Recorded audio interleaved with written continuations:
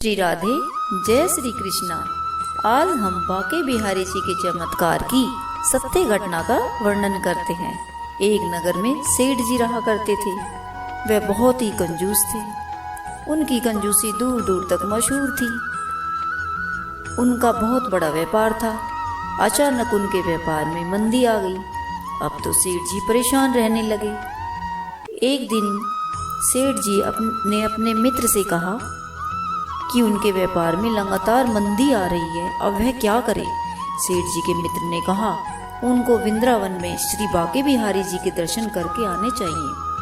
सेठ जी बहुत ही खुश हुए।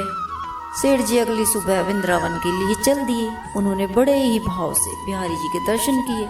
अब तो सेठ जी हर महीने वृंदावन जाने लगे। सेठ जी का व्यापार भी खूब तरक्की करने लगा।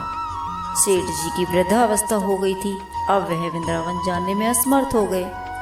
सेठ जी के मित्र ने सेठ जी से कहा कि कल वह वृंदावन के लिए जा रहे हैं। यह सुन सेठ जी अति प्रसन्न हुए और अपने मित्र से बोले कि वह भी उनके पैसे लेके जाएं और श्री वृंदावन में बांके बिहारी जी की पोशाक की सेवा देकर आएं। सेठ जी ने अपने मित्र को 300 रुपये दिए।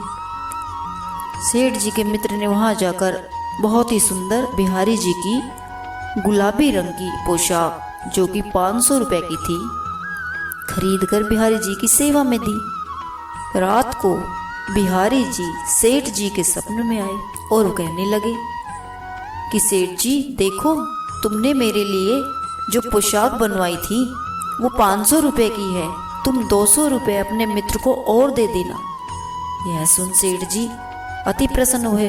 अगली सुबह उठकर वे अपने मित्र के घर गए और बोले, लो भाई, अपने 200 रुपये जो तुमने मेरी बिहारी जी की सेवा में दिए थे।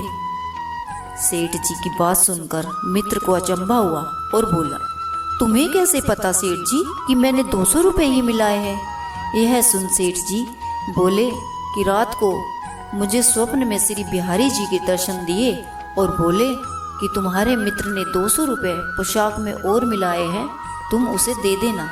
ऐसे हैं हमारे बिहारी जी। बोलो जय श्री बिहारी जी।